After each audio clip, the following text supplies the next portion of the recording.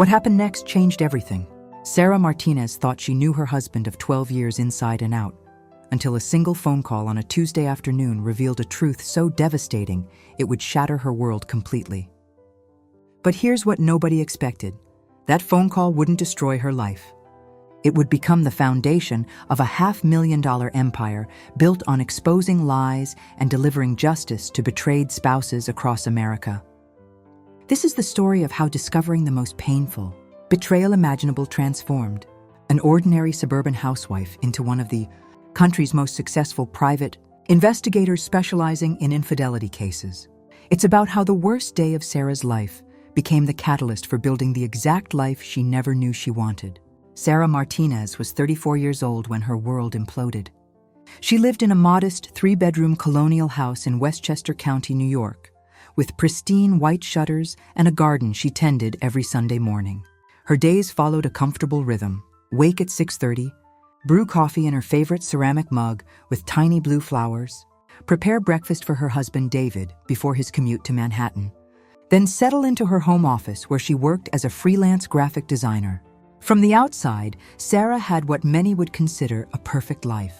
She and David had been together since college, married for 12 years without children by choice, focusing instead on building their careers and enjoying weekend trips to the Hamptons or cozy dinners at their favorite Italian restaurant on Main Street. David worked as a regional sales manager for a medical equipment company, traveling frequently but always calling every night when he was on the road.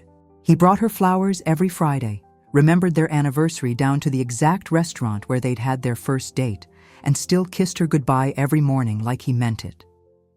Sarah prided herself on being observant. It came naturally from her design work, where noticing the smallest details often meant the difference between a good project and a great one. She noticed when David started using a different cologne in March. She noticed when his travel schedule shifted from mostly Northeast territories to frequent trips down south. She noticed the way he'd started putting his phone face down during dinner, something he'd never done in 12 years of marriage. But Sarah also trusted.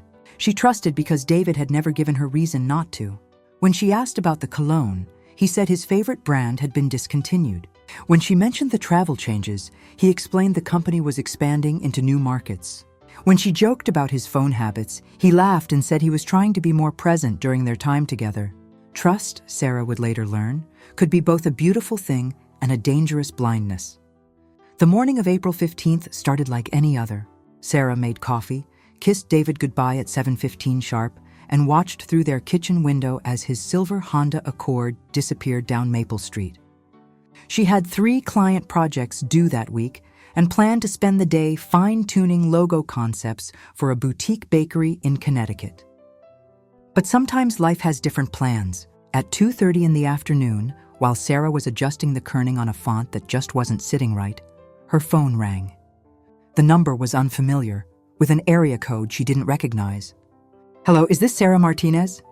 The voice belonged to a woman, young-sounding, nervous. "Yes, this is Sarah. Can I help you?" There was a pause, the kind of pause that hangs in the air like a storm cloud. Then the woman spoke words that would echo in Sarah's mind for months to come. "I think your husband is my husband too."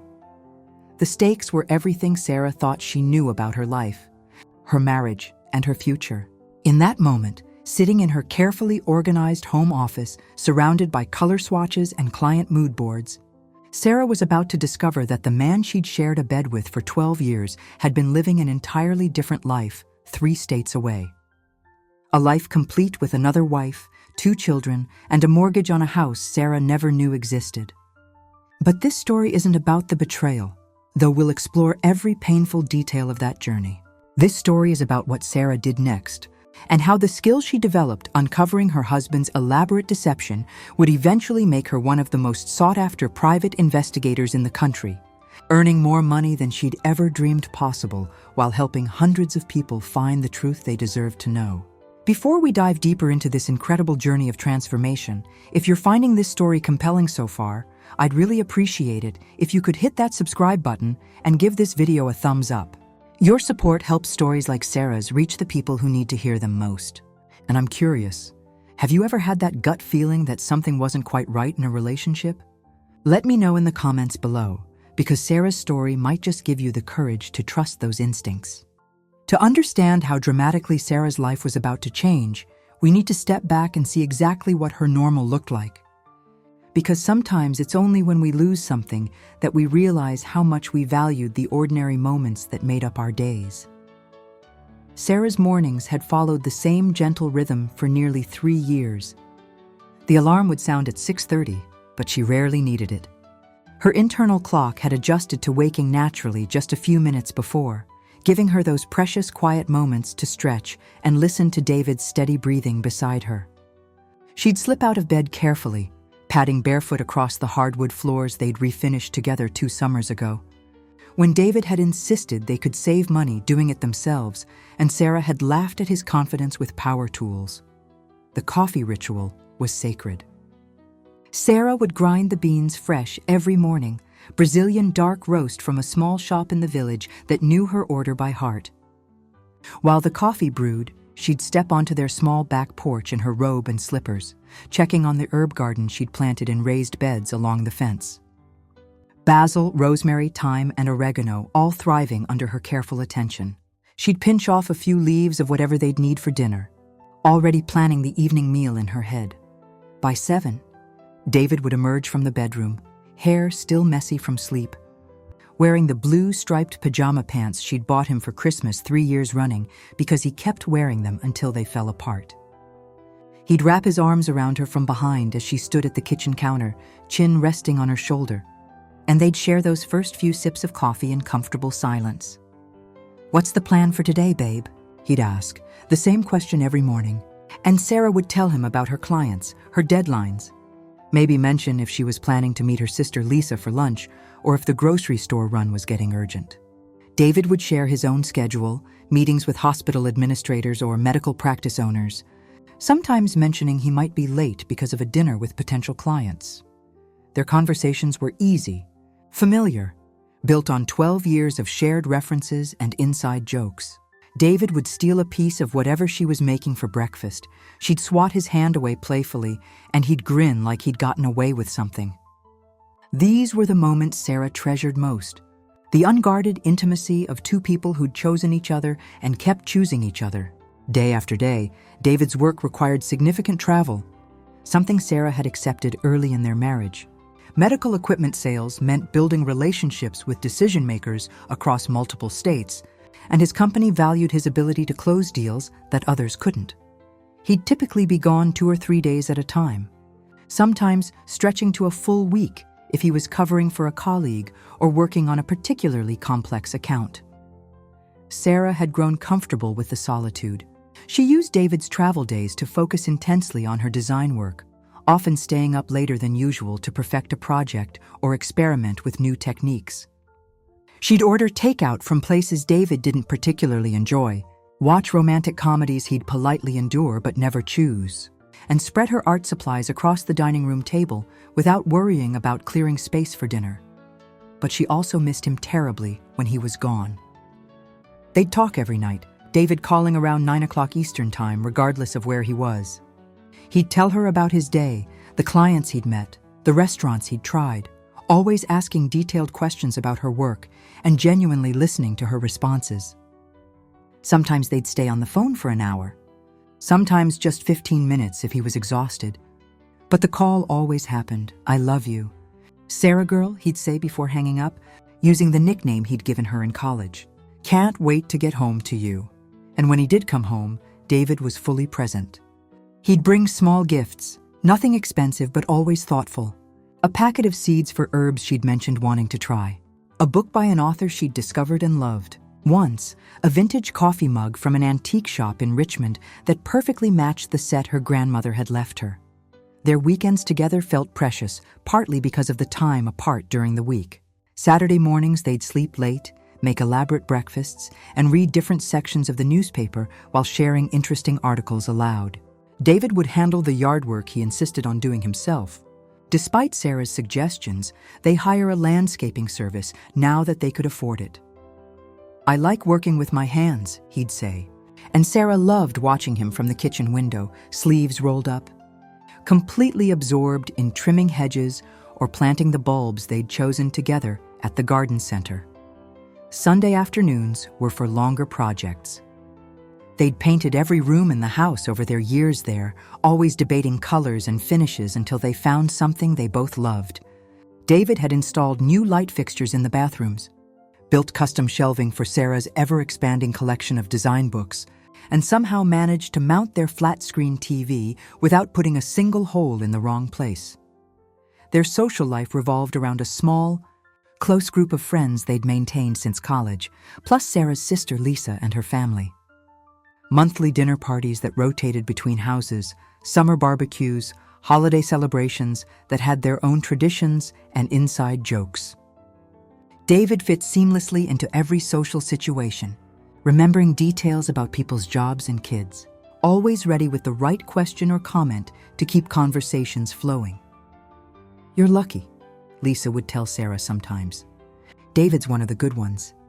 He really sees you," and Sarah felt lucky. Even after 12 years, David would still reach for her hand when they walked together. He'd text her random thoughts during his workday, photos of interesting things he'd seen, questions about what she wanted for dinner.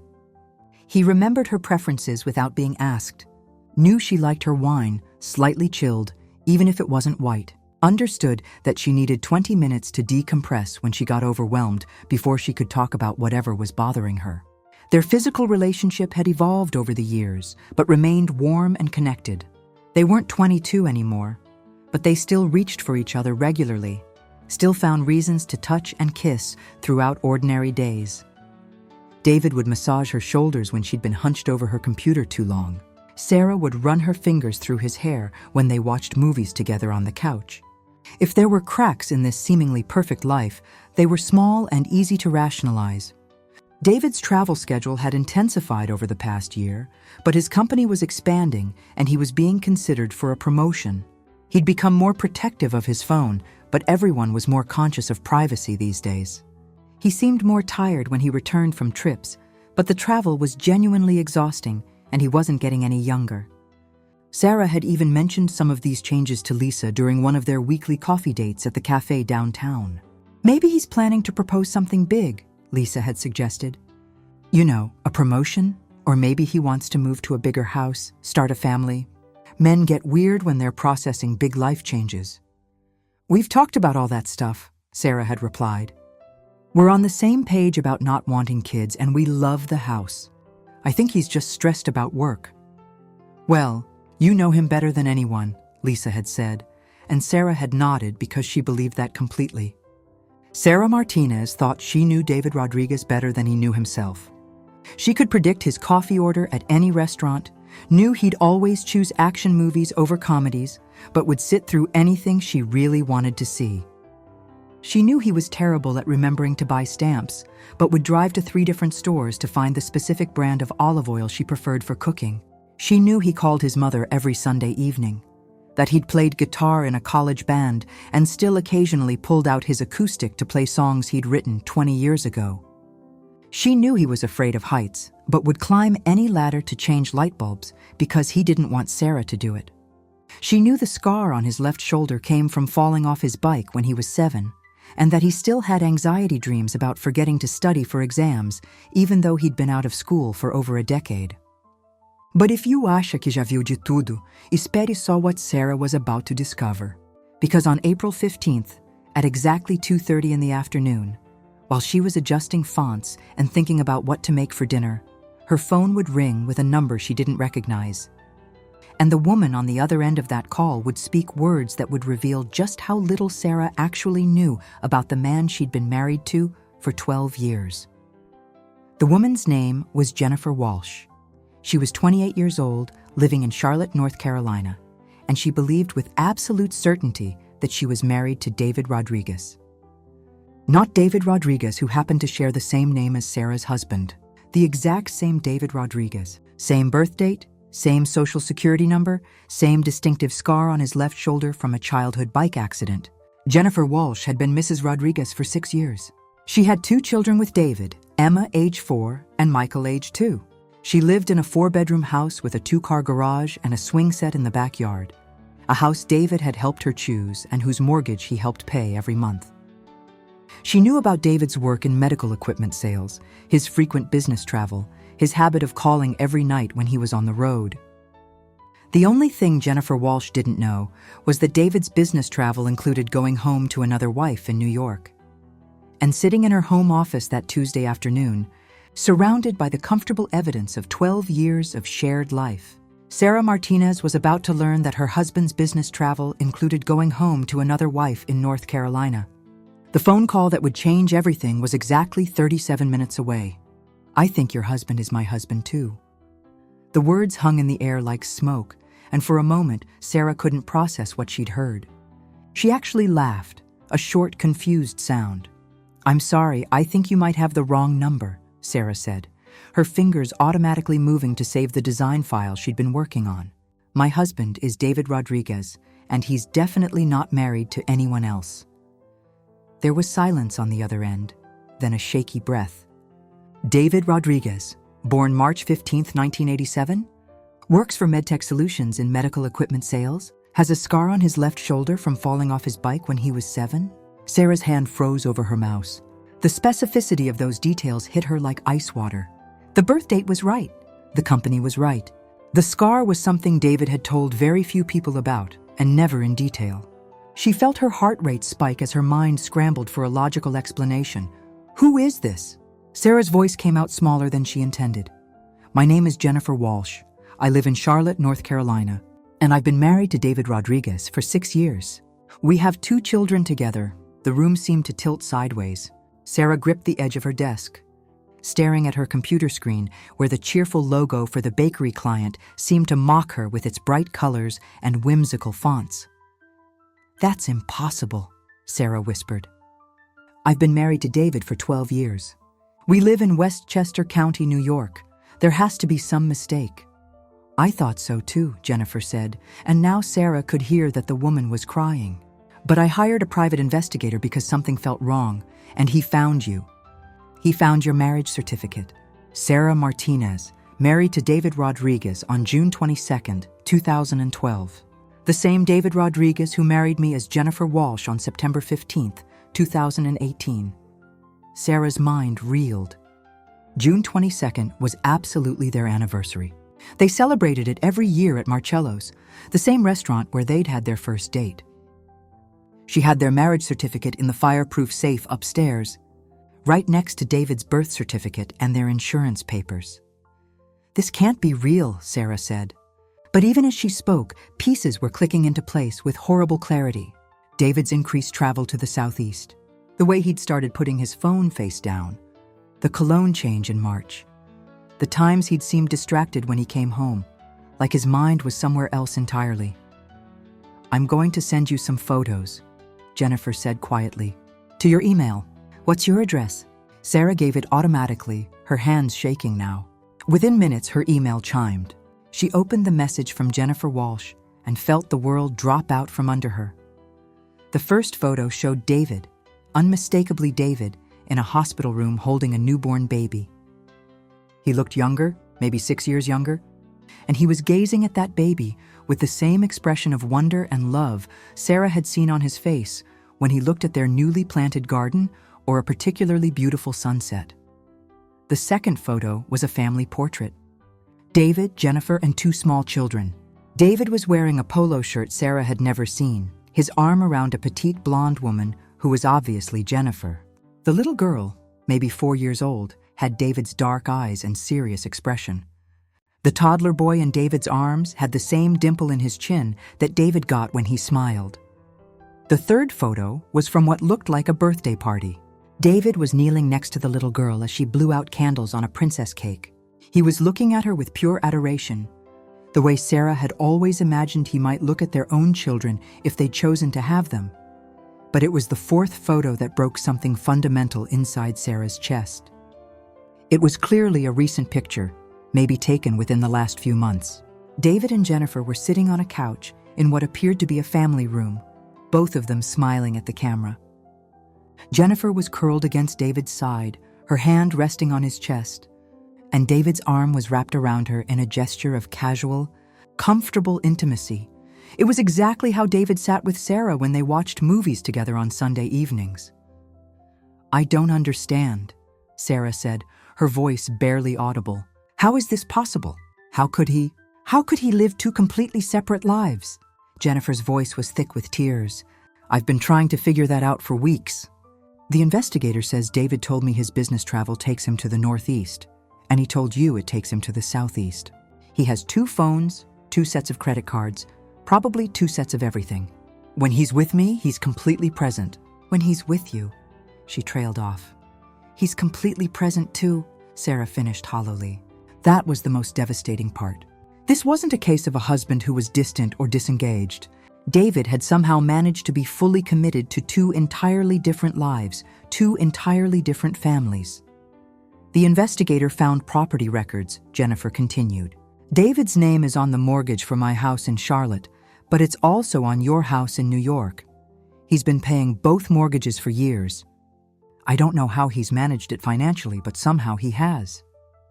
Sarah thought about their joint bank account, which David managed because he was better with numbers and financial planning.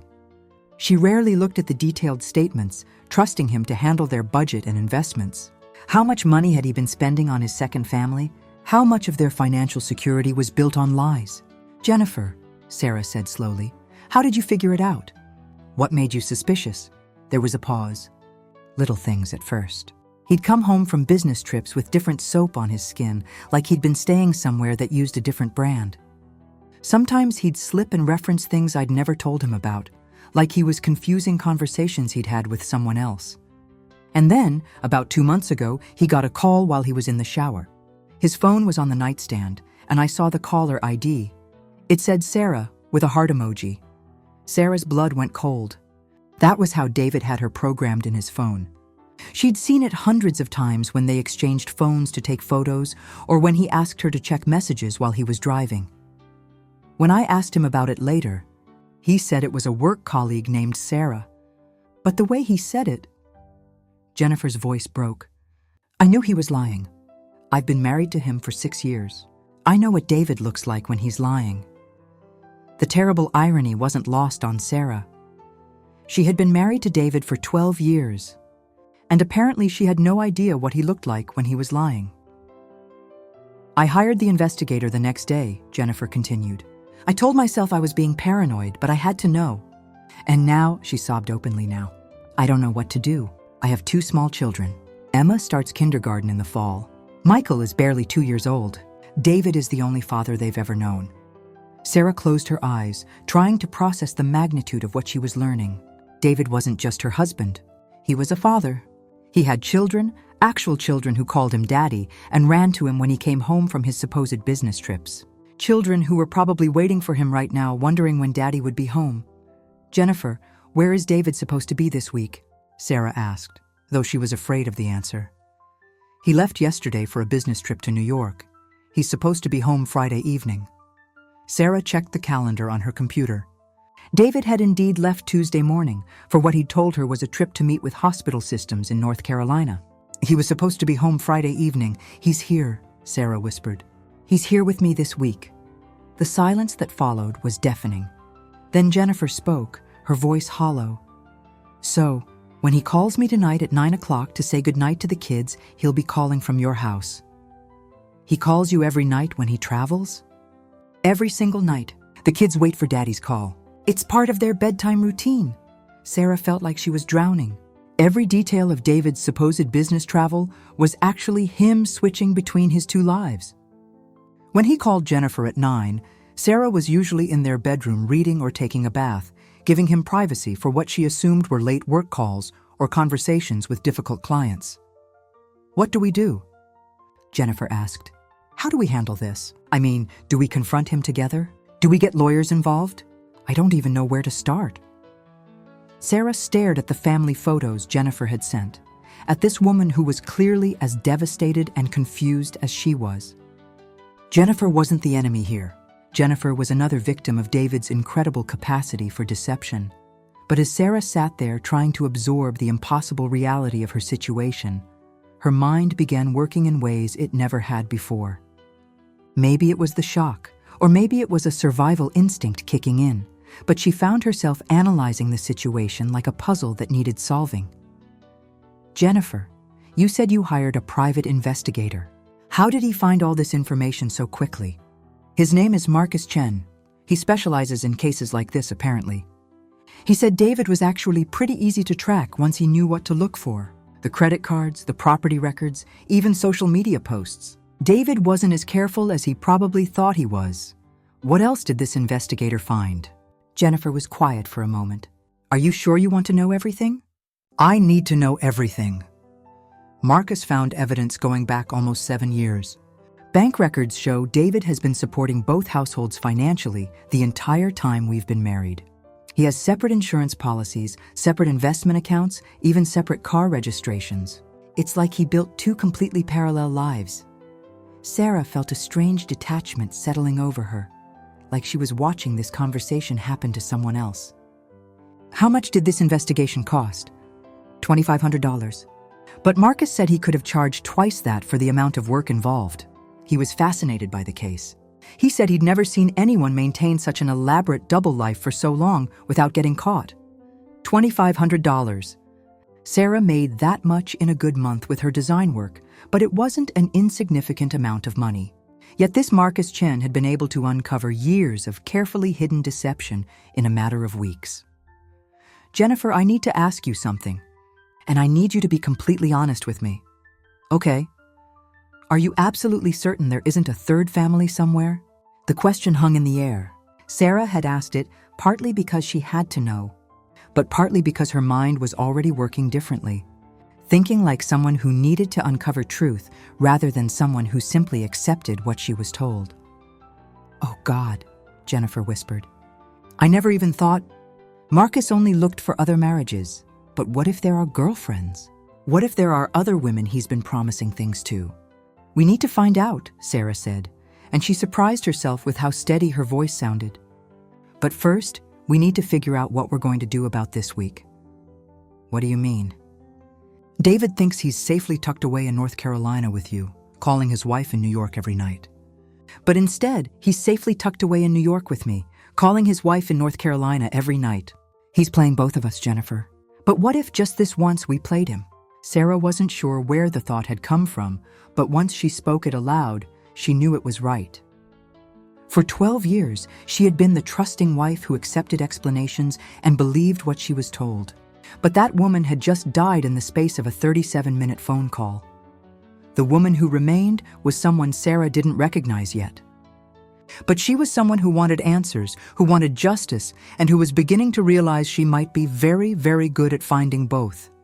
What are you suggesting? Jennifer asked quietly. I'm suggesting we don't let David know we've found out. Not yet. I'm suggesting we use this week to learn everything we can about what he's been doing and how he's been doing it. And then we decide together how to make him pay for what he's put us through. But antes que você pense que Sarah's plan would be simple or straightforward, você está prestes a discover just how deep David's deception went, and how much more she would need to learn about investigation, about lies, and about her own capacity for uncovering the truth before she could even begin to get justice for herself and Jennifer. Because David Rodriguez hadn't just been living a double life. He had built an entire system of deception so sophisticated that it would take every skill Sarah could develop, and several she didn't even know she possessed, to fully expose it. The week that followed Jennifer's phone call became the longest 7 days of Sarah's life. She and Jennifer had agreed to maintain normal contact with David while secretly investigating the full scope of his deception. But nothing could have prepared Sarah for the psychological torture of pretending everything was fine while her world crumbled around her. David called every night at exactly 9 o'clock, just as he always did when traveling. Sarah would answer with the same warm, "Hey babe, how was your day?" she'd used for years, while knowing he would hang up and immediately call Jennifer to say goodnight to children Sarah never knew existed. The conversations felt surreal, like performing in a play where only she knew the script had changed. The Charlotte meetings went really well today, David told her Wednesday night, his voice carrying the same affection it always had. I think we're going to land the Presbyterian Hospital contract. It could be huge for the company. Sarah gripped the phone tighter, staring at the wall where their wedding photo hung. In it, David was lifting her off her feet, both of them laughing, her dress flowing around them like something from a fairy tale. She wondered if he'd felt any guilt hanging that photo in the house he shared with her while he tucked his other children into bed 3 states away. "That's wonderful, honey," she managed. "I'm so proud of you. I miss you, Sarah girl. 2 more days and I'll be home. I miss you too." But she wasn't missing him anymore. She was studying him, analyzing every word choice, every inflection, looking for clues she'd missed for years. The man she was talking to was a stranger wearing her husband's voice. Meanwhile, Sarah and Jennifer had begun their own investigation. Jennifer shared the contact information for Marcus Chen, the private investigator she'd hired. And Sarah called him Thursday morning while David was supposedly in meetings but was actually at home with her, working in his home office on what he claimed were client proposals. "Mrs. Martinez," Marcus said when she reached him, "Jennifer told me you'd be calling. I have to say, in 15 years of investigating infidelity cases, I've never seen anything quite like your husband's setup. The level of organization and compartmentalization is extraordinary." "What do you mean?" "Most people who cheat get careless eventually. They use the wrong credit card, or forget which story they told which person, or they get emotionally involved with one partner and start neglecting the other.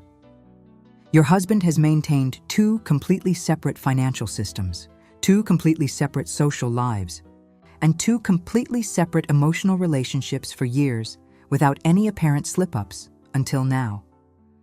Sarah felt a chill. "So you're saying he's good at this?" "I'm saying he's either a sociopath or he's had practice. And given that Jennifer only caught him because of one phone call she happened to see, I'm leaning toward the latter." That word hung heavy in Sarah's mind. Practice. The implication was obvious but almost too horrible to consider. "Marcus, I need you to do something for me. I need you to look deeper. I need to know if there are other women, other families, other lives we don't know about. That's going to require a more extensive investigation. More time, more resources.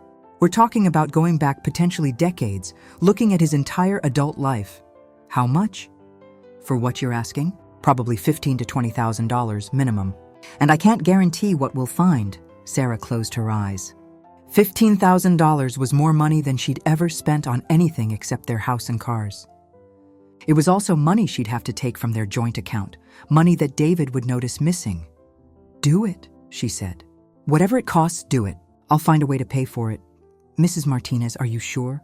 Sometimes it's better not to know everything. What you've already discovered is enough to justify whatever decision you want to make about your marriage." "I need to know everything," Sarah said firmly. "I need to understand exactly who I've been married to." The investigation Marcus launched over the following week revealed a level of deception that made David's double life with Jennifer look almost simple by comparison. The preliminary report arrived via encrypted email the following Tuesday, and Sarah had to read it 3 times before she could accept what she was seeing. David Rodriguez had not just 2 identities, but 3. The third identity was the most sophisticated of all. In Phoenix, Arizona, David maintained a relationship with a woman named Carmen Flores, a nurse practitioner with 2 teenage daughters from a previous marriage. David wasn't married to Carmen, but he'd been in a committed relationship with her for 4 years, visiting monthly under the guise of managing West Coast accounts for his company. Carmen believed David was divorced, that his ex-wife lived in New York and they shared custody of children he rarely talked about.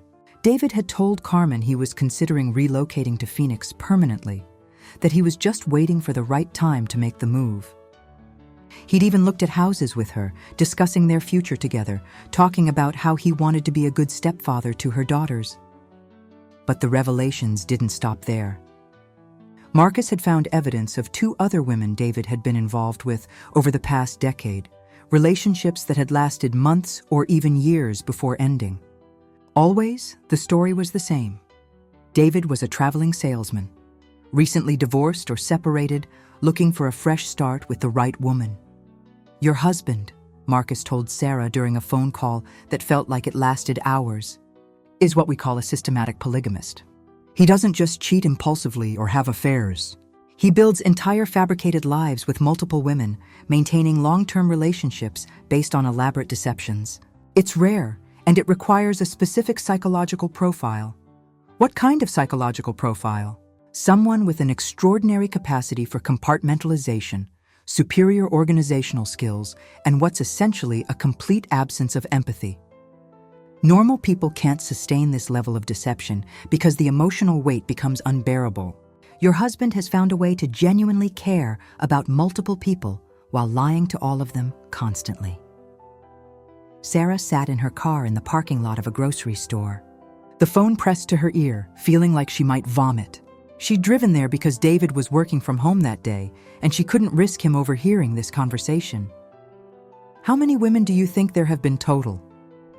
Based on financial patterns and travel records, I'd estimate David has had significant relationships with at least 8 different women over the past 15 years. Some lasted months, some lasted years. You and Jennifer are just the 2 he married. 8 women. Sarah tried to wrap her mind around it. 8 women who had believed they were building real relationships with David. 8 women who had trusted him, planned futures with him, maybe even loved him. 8 women who had been deceived as completely as she had been. Marcus, I need you to find them. All of them. I need to talk to them. Mrs. Martinez, I understand your need for answers, but that's going to be emotionally devastating for everyone involved. Some of these women may have moved on, built new lives. Contacting them could reopen wounds that have healed. David's still out there, Sarah said, her voice harder than she'd ever heard it. He's still deceiving people. Carmen in Phoenix has no idea about me and Jennifer. She's planning a future with a man who's married to 2 other women. She deserves to know. Marcus was quiet for a long moment. You're right. But are you prepared for what this might reveal about your own marriage? Some of these relationships overlapped with your early years together. Are you ready to learn that David may have been cheating from the very beginning? Sarah closed her eyes and leaned her forehead against the steering wheel. She thought about their wedding day, how happy David had looked, how he'd cried when she walked down the aisle. She thought about their honeymoon in Italy, how he'd held her hand as they walked through Rome, how he'd said he'd never been happier in his life. Had it all been a lie? Had David been thinking about other women even then? Had their entire marriage been nothing more than one compartment in his elaborate system of deception? I'm ready, she said, though she wasn't sure that was true. Over the next week, Marcus's investigation uncovered the full timeline of David's deceptions. The pattern was consistent and chilling.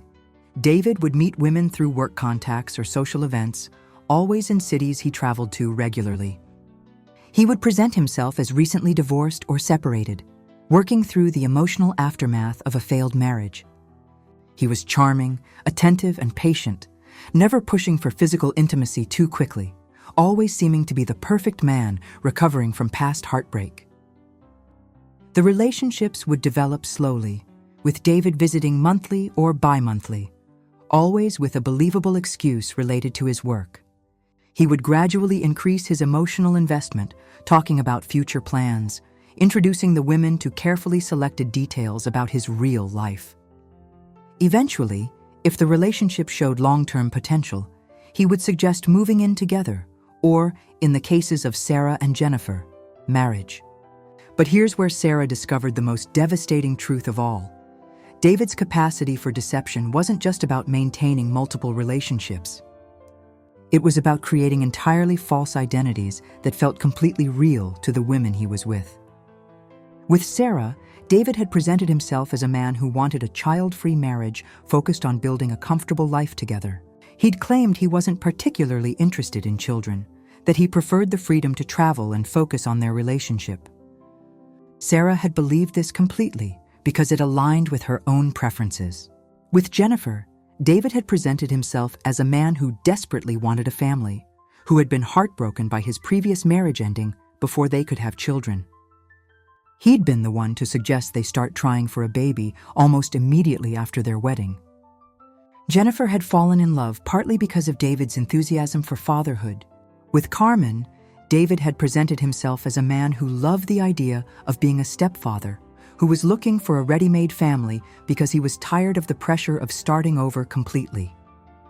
Carmen had been drawn to his maturity and his genuine interest in her daughters.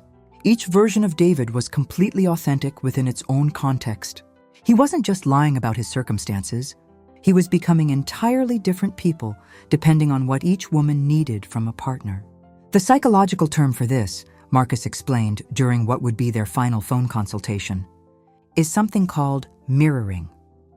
Your husband has an almost supernatural ability to identify what each woman wants in a relationship and then become exactly that person.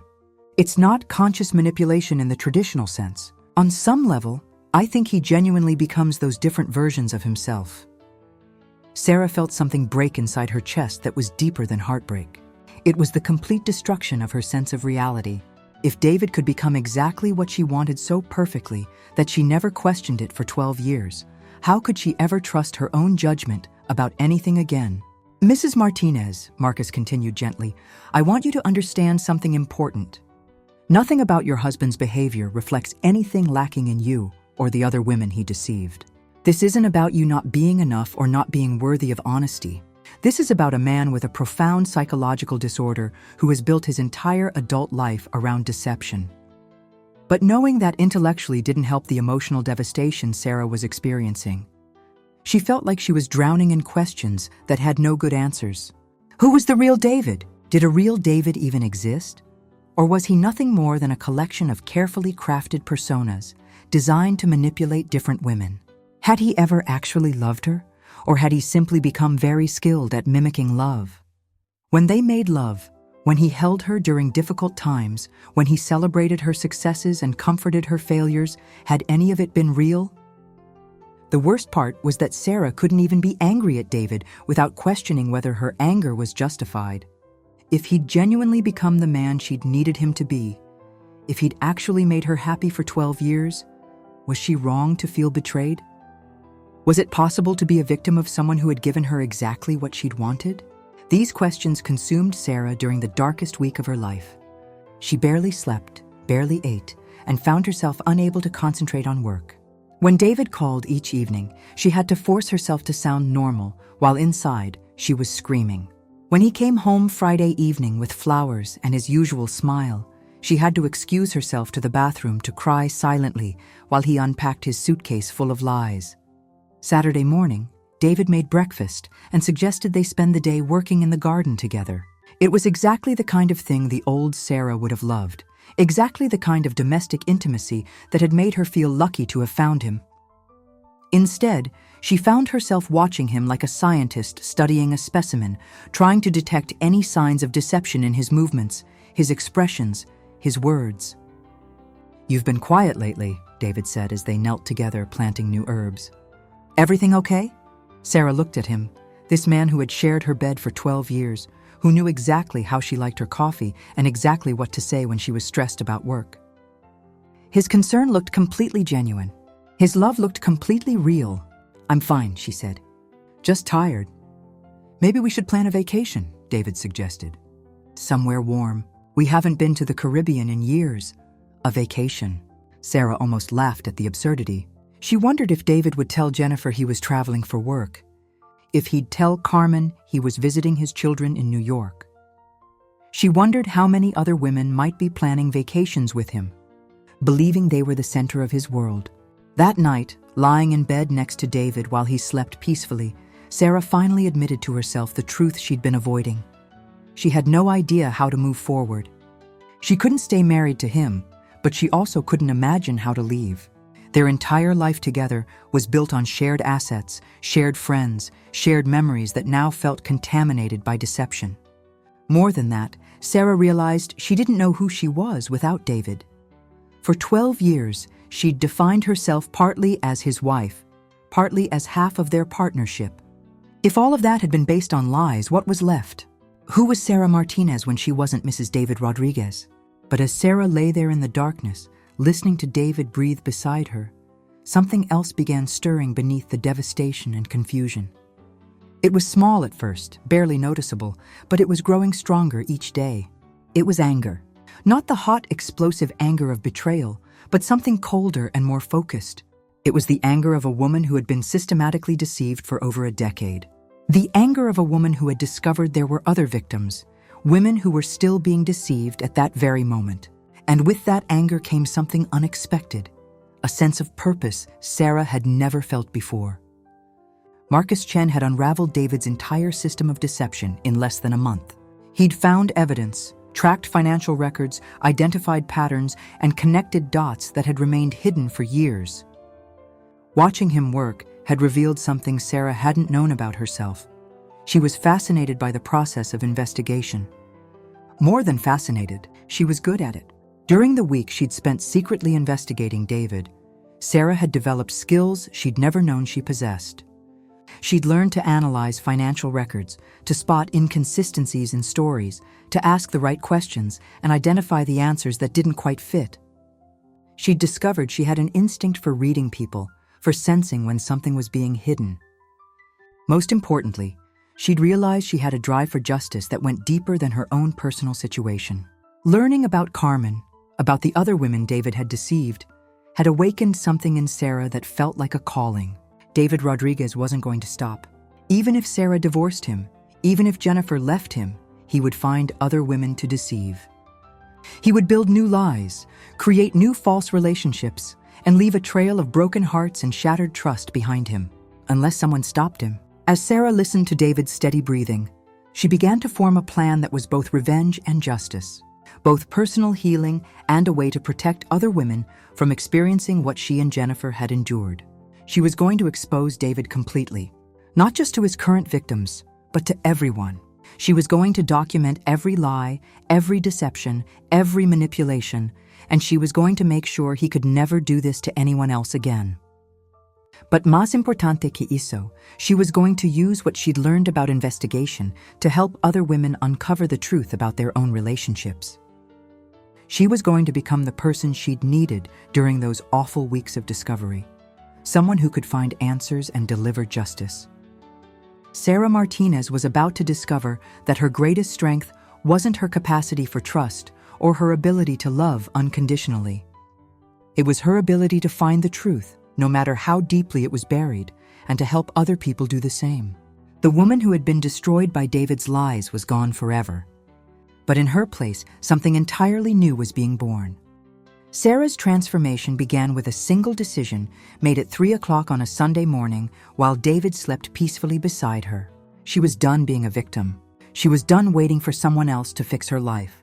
She was going to take control, not just of her own situation, but of David's entire web of deception. The first step was confronting David, but not in the way he would expect. Sarah had learned enough about investigation to know that emotional confrontations rarely produced useful information. Instead, she was going to approach this like the case it had become. Monday morning, after David left for what he claimed was a meeting with a medical practice in Connecticut, Sarah called Jennifer. "It's time," Sarah said simply. "Are you sure you're ready for this?" "I'm ready, but we're not just going to confront him. We're going to expose him completely. Every lie, every woman, every deception. And we're going to make sure he can never do this to anyone else." Jennifer was quiet for a moment. "What do you need from me?" "I need you to trust me, and I need you to help me contact Carmen in Phoenix. She deserves to know, and we're going to need her cooperation for what I'm planning." Over the next week, Sarah orchestrated what Marcus Chen would later describe as the most thorough takedown of a systematic deceiver he'd ever witnessed. It began with a conference call between Sarah, Jennifer, and Carmen that lasted 4 hours and ended with all 3 women committed to working together. Carmen had been devastated to learn about Sarah and Jennifer, but her devastation quickly turned to determination. As a healthcare professional, she understood the importance of documentation and evidence. She also had something Sarah and Jennifer didn't: teenage daughters who were tech-savvy and angry on their mother's behalf. "My girls can find anything online," Carmen told them. "And they're motivated. They've been hoping David would become their stepdad. Now they want to make sure he never hurts another family." The plan they developed was comprehensive and methodical. Each woman would continue acting normally with David while secretly documenting everything. They would record phone calls, photograph documents, save text messages, and create a complete timeline of his movements and communications.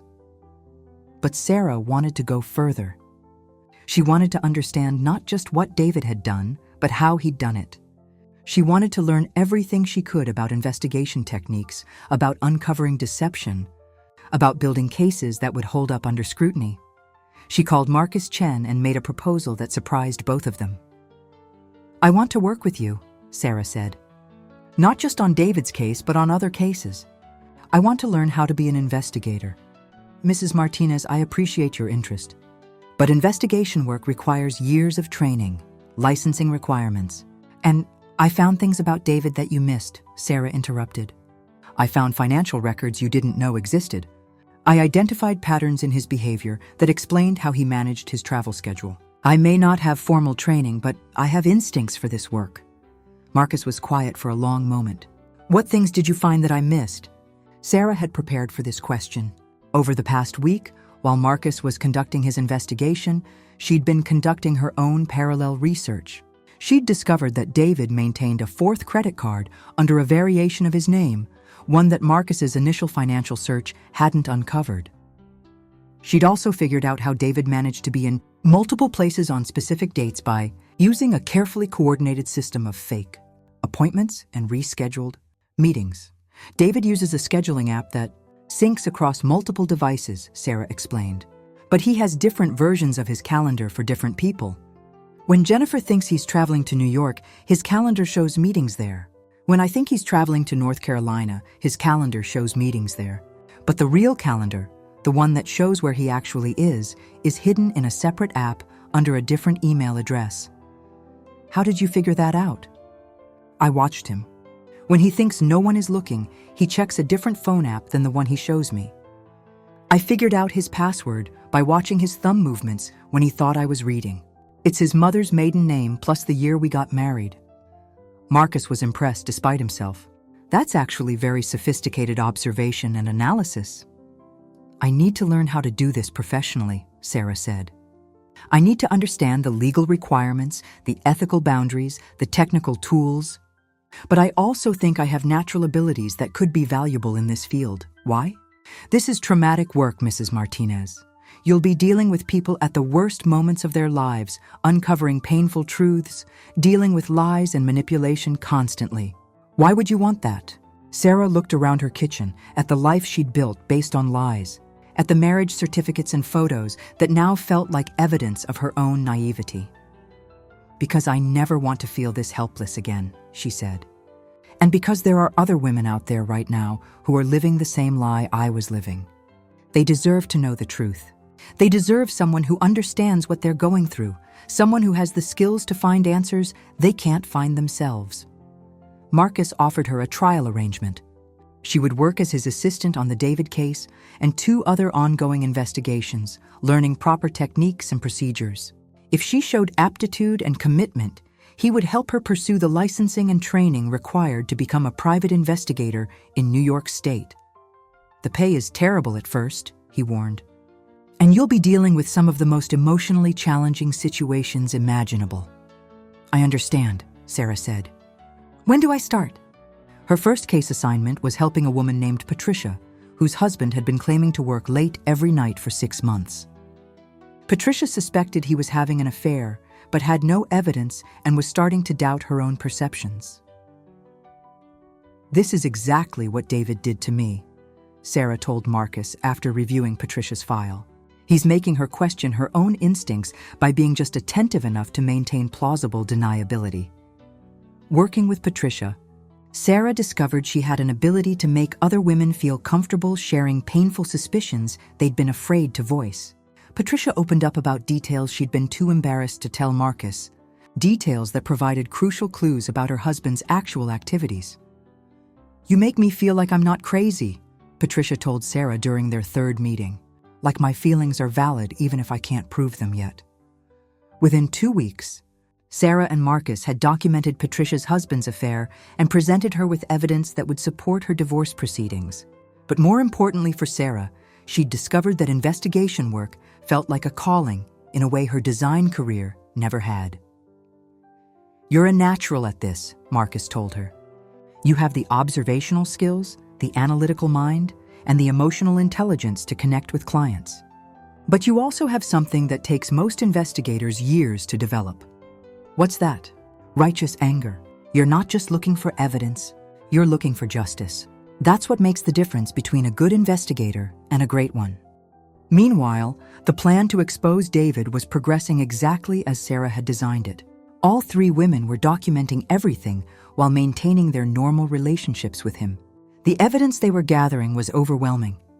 Recorded phone calls where David told contradictory stories, photographs of him in different cities with different women, financial records showing payments to 3 separate households. But Sarah wanted one final piece of evidence, something that would demonstrate the full scope of David's systematic deception. She wanted to catch him in the act of creating a new false identity with a new victim. Working with Carmen's daughters, they created a fake dating profile for a fictional woman named Lisa Thompson living in Albany, New York. The profile was carefully crafted to appeal to David's pattern, a recently divorced professional woman, lonely and looking for a genuine connection, living in a city David could easily travel to for business meetings. Within 3 days of Lisa's profile going live, David had messaged her. The conversation that followed was chillingly familiar to all 3 women. David presented himself as recently separated, working through the emotional challenges of ending a long-term relationship. He was patient, charming, and seemed genuinely interested in getting to know Lisa as a person rather than rushing toward a physical relationship. "This is exactly how he talked to me when we first met," Jennifer said as they reviewed the messages. Word for word, some of these phrases are identical. "It's like he has a script," Carmen added. "A formula for making women feel special and understood." Sarah watched David's manipulation techniques with the detached fascination of a scientist studying a particularly complex organism. She was learning something valuable not just about David, but about how systematic deceivers operated.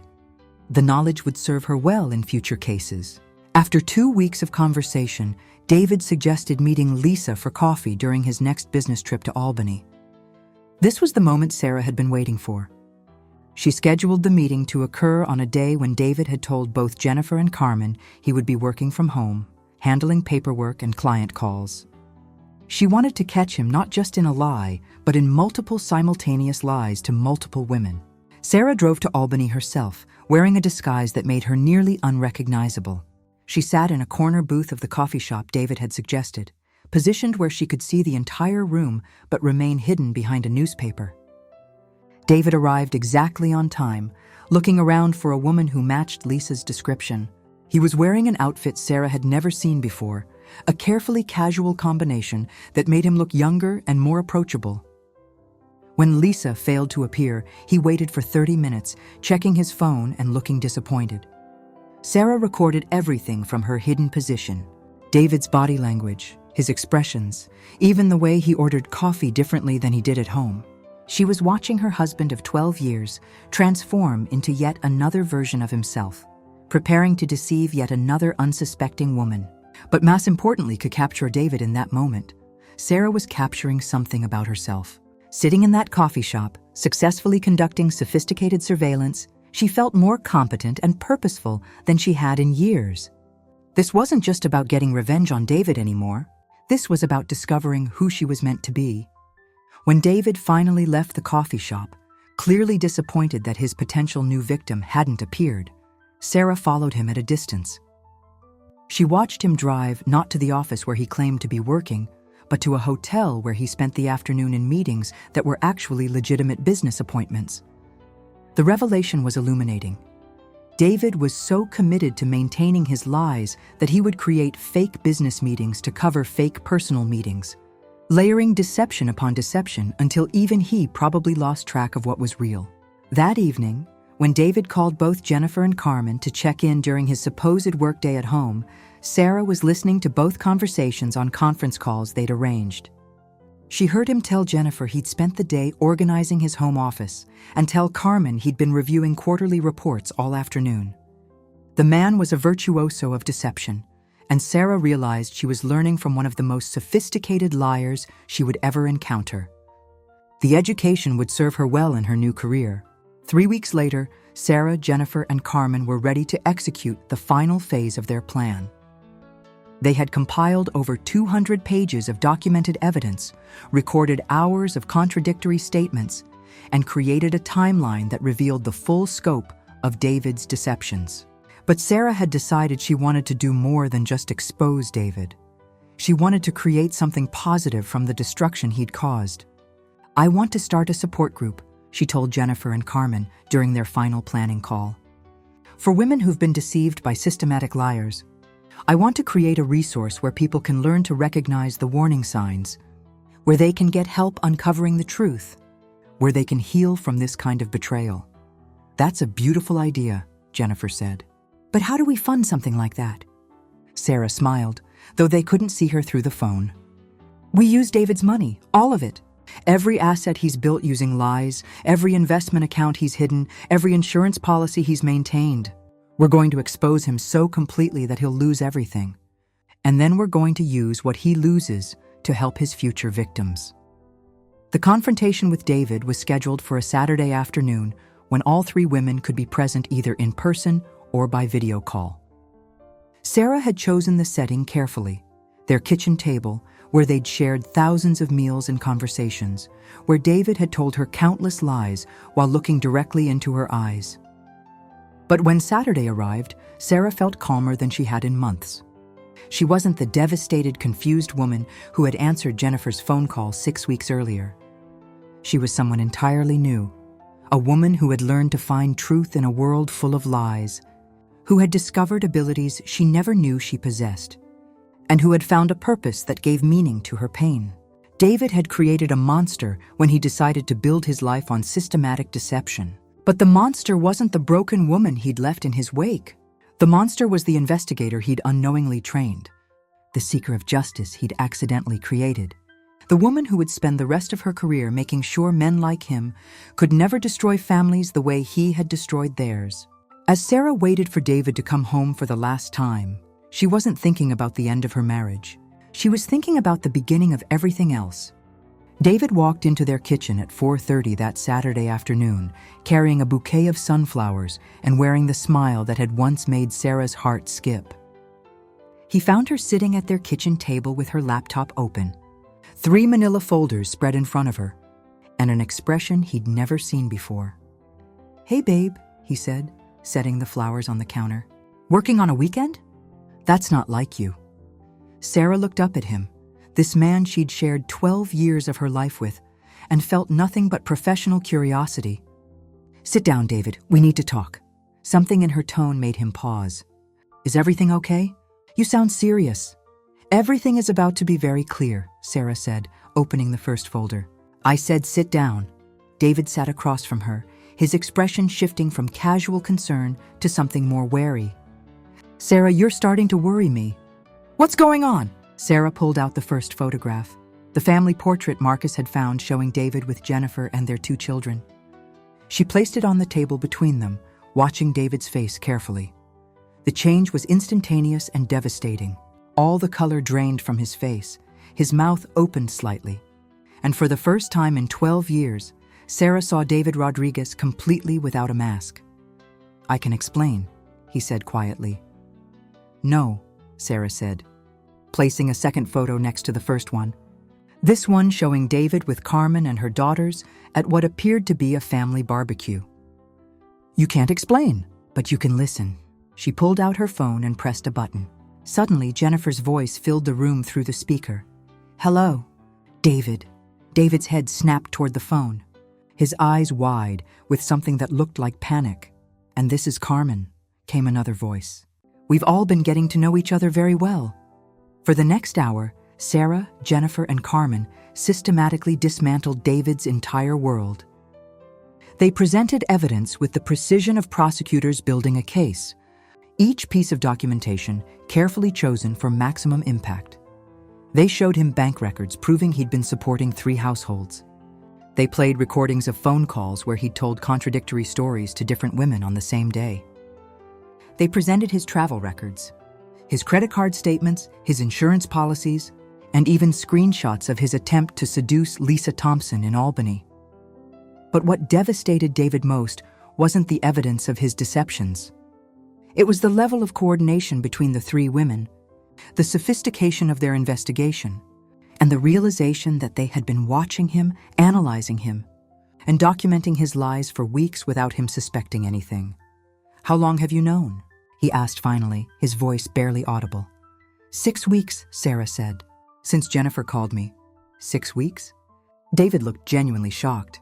But we've been normal. You've acted completely normal. Yes, Sarah said simply. I learned from the best. David tried several different approaches during that confrontation. He attempted denial until the evidence made that impossible. He tried emotional manipulation, tears and apologies and promises that he could change. He offered explanations about childhood trauma and psychological disorders, claiming he'd never meant to hurt anyone. But Sarah had spent 6 weeks learning to recognize manipulation, and she saw through every tactic.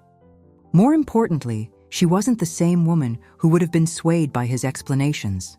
She was someone who dealt in facts and evidence, not promises and excuses. I loved all of you, David said finally, and Sarah could tell he believed it. That's what you have to understand. I wasn't pretending to love you. I do love you. All of you. Love doesn't lie, Jennifer said through the phone.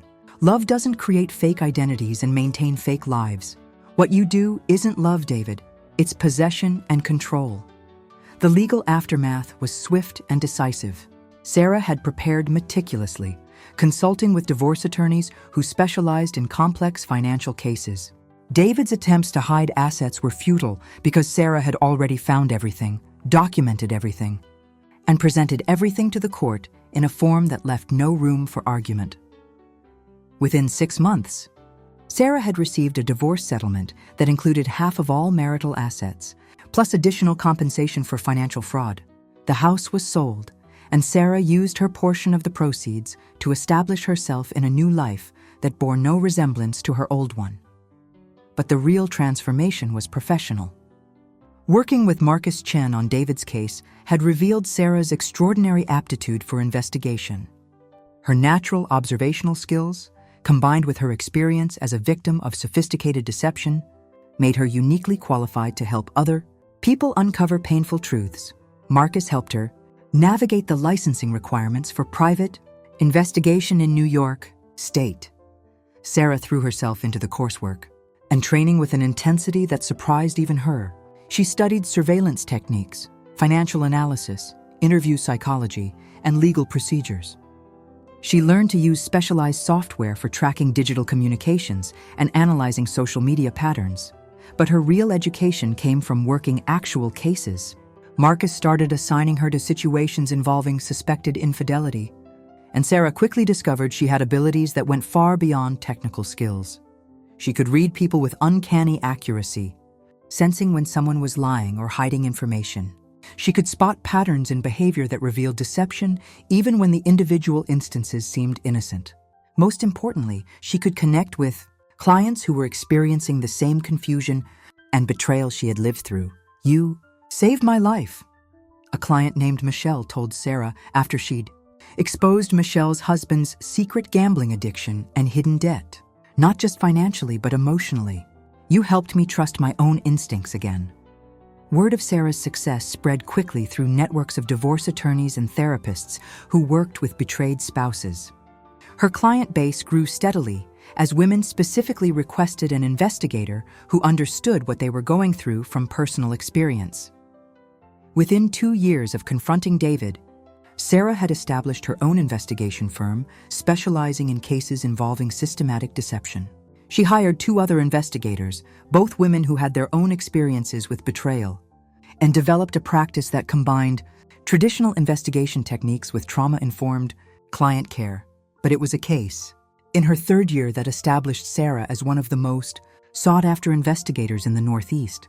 A wealthy businessman named Robert Hutchins had been leading a double life even more elaborate than David's. He had 3 wives in different states, maintained 4 separate business identities, and had been systematically defrauding investors while living lavishly on money that belonged to his victims. The case had stumped 2 other investigation firms because Hutchins was extraordinarily sophisticated about hiding his tracks. But Sarah approached it differently than traditional investigators. Instead of starting with financial records or surveillance, she started by analyzing Hutchins' psychology and predicting how someone with his profile would structure his deceptions. He's not just hiding assets, Sarah told the team of attorneys who had hired her. He's building completely separate identities that feel real to him. We need to think like someone who believes his own lies. Using techniques she'd developed from studying David's patterns, Sarah identified vulnerabilities in Hutchins's system that no one else had noticed. She found the connections between his different identities, the financial transfers that linked his various accounts, and most importantly, the psychological triggers that caused him to make mistakes when he felt threatened. The case took 8 months to resolve and resulted in Hutchins' conviction for fraud and bigamy. Sarah's work was so thorough and well documented that the prosecution used her investigation reports as the foundation for their entire case. The success of the Hutchins case established Sarah's reputation as someone who could solve cases other investigators couldn't handle. Her fees increased accordingly, and she began accepting only the most complex and challenging cases. By her 5th year in business, Sarah was earning over $500,000 annually and had a waiting list of clients that stretched 6 months. She employed 8 full-time investigators and had developed training programs that other firms used to educate their own staff. But success hadn't changed Sarah's core mission. Every case she took was still motivated by the same righteous anger that had driven her to expose David, the same commitment to justice that had emerged from her own experience with systematic deception. "I don't just find evidence," Sarah explained to a reporter writing a profile about her firm for a national magazine. "I find truth. And I make sure that truth has consequences." The article, titled "The Truth Hunter: How One Woman's Betrayal Became Her Calling," brought Sarah national attention and clients from across the country.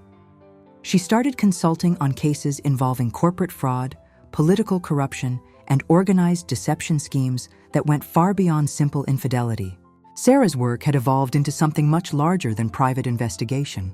She had become an expert in recognizing and exposing systematic deception, a specialist who could unravel complex lies that had fooled investigators, attorneys, and law enforcement agencies. She also established the foundation she'd dreamed about during her darkest days, the Truth and Trust Foundation, dedicated to helping victims of systematic deception. The foundation provided free investigation services to women who couldn't afford private investigators, funded research into the psychology of deception, and offered support groups for people recovering from elaborate betrayals. Jennifer became the foundation's first program director, using her experience as a victim and her background in education to develop resources for other families dealing with the aftermath of systematic deception. Carmen contributed her medical expertise to help the foundation understand the psychological and emotional trauma caused by elaborate betrayals. Even David, in an unexpected way, contributed to the foundation's work. After his conviction for fraud and bigamy, he agreed to participate in research interviews about his motivations and methods. The insights from those interviews helped Sarah develop a profile of systematic deceivers that became a standard reference for investigators and law enforcement agencies. "I destroyed a lot of lives," David admitted during one of those interviews. "But maybe the research can help prevent other people from becoming victims of someone like me." Sarah had learned to separate her professional interactions with David from her personal history. She could interview him objectively, analyze his responses clinically, and extract useful information without being emotionally affected by his presence. It was perhaps the clearest evidence of how completely she had transformed from victim to professional. 10 years after discovering David's double life, Sarah Martinez had become one of the most respected investigators in the country. She had written 2 books about recognizing and investigating systematic deception, spoken at conferences for law enforcement and legal professionals, and consulted on cases that had national implications. But she never forgot that her expertise had been born from the worst experience of her life. Every client who walked into her office was someone experiencing the same confusion and betrayal she had lived through. Every case she solved was justice delivered not just for her current client, but for the woman she had been 10 years earlier. "People ask me if I'm grateful for what David did to me," Sarah told audiences during her speaking engagements. "And the answer is complicated.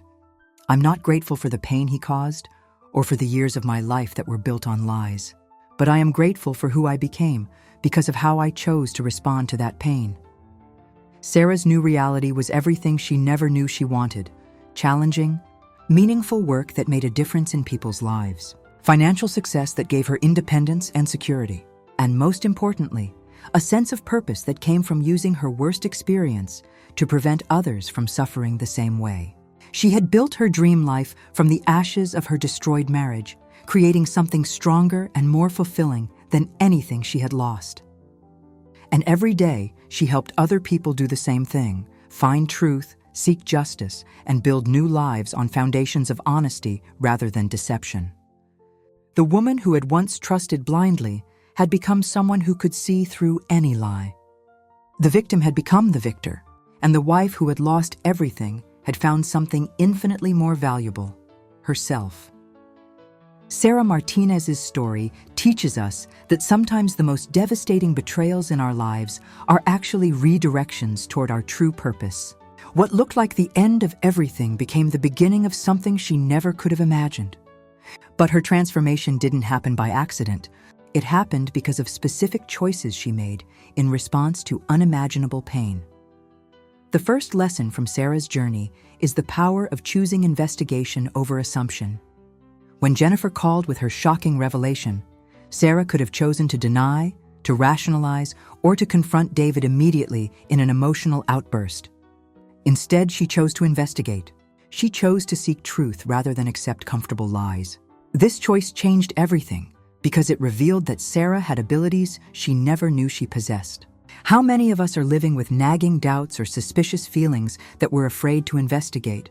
How many of us are accepting explanations that don't quite add up because investigation feels too scary or too difficult? Sarah's story shows us that our instincts are often right and that we have more power to uncover truth than we realize. The skills that made her a successful investigator, the ability to observe, to analyze, to ask the right questions, these aren't superhuman abilities.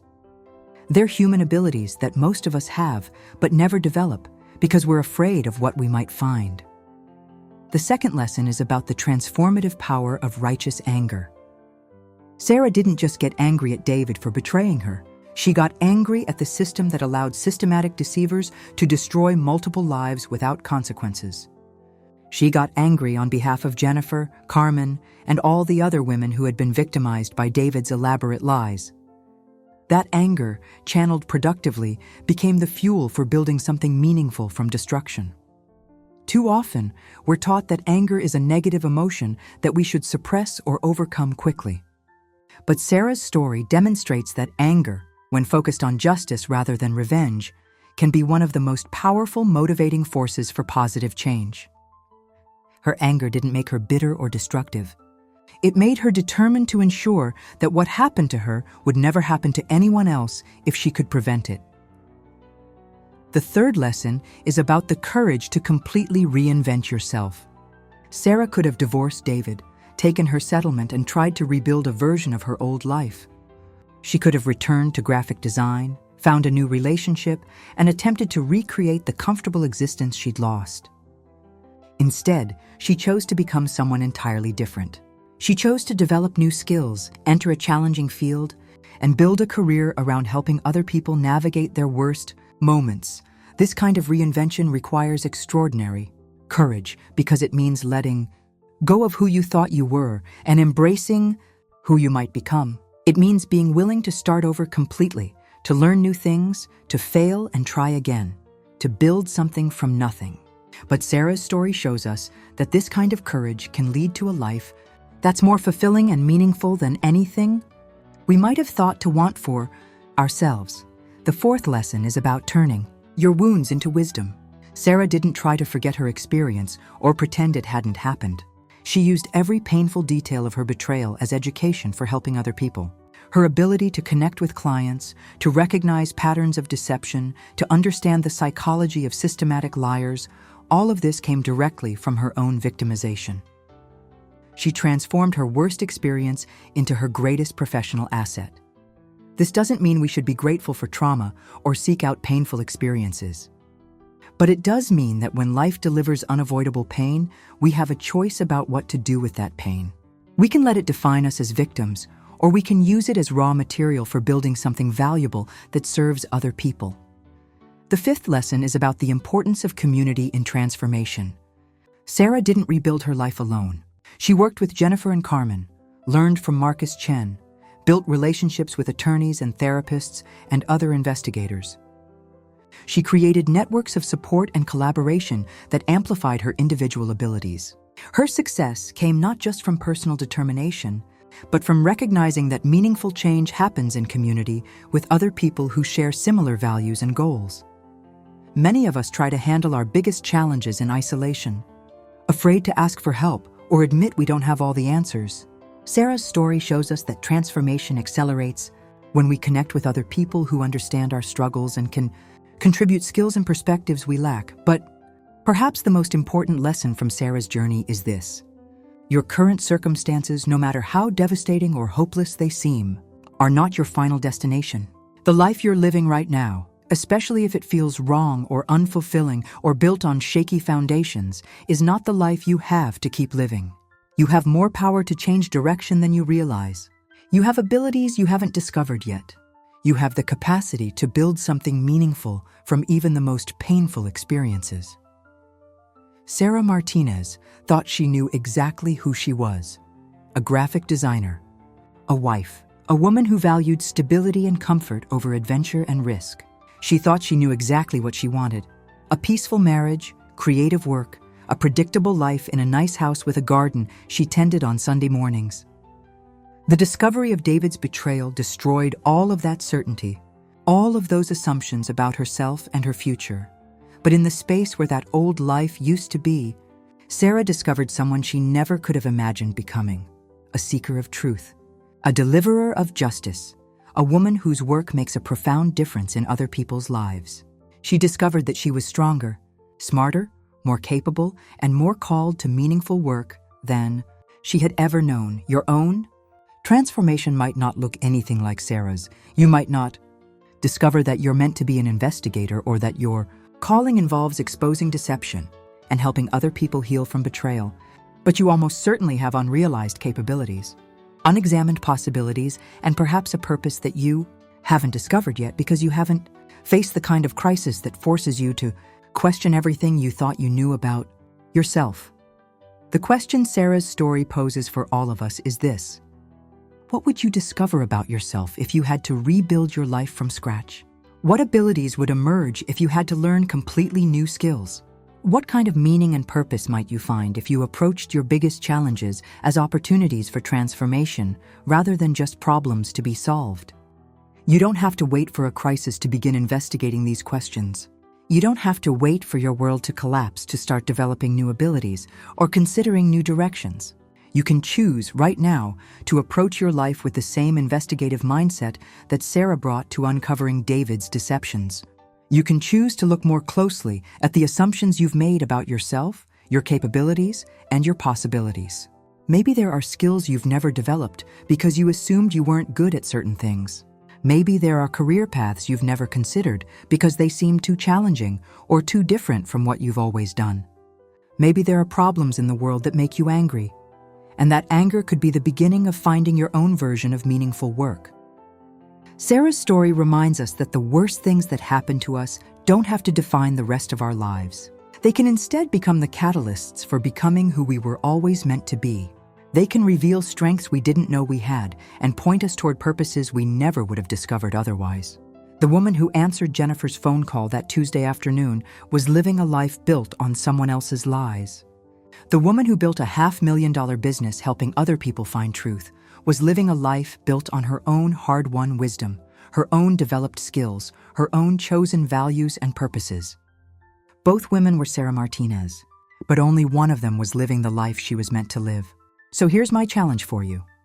If you're living a life that feels built on shaky foundations, if you're accepting explanations that don't quite add up, if you have instincts that something isn't right but you're afraid to investigate, what would happen if you chose to seek truth instead of accepting comfortable lies?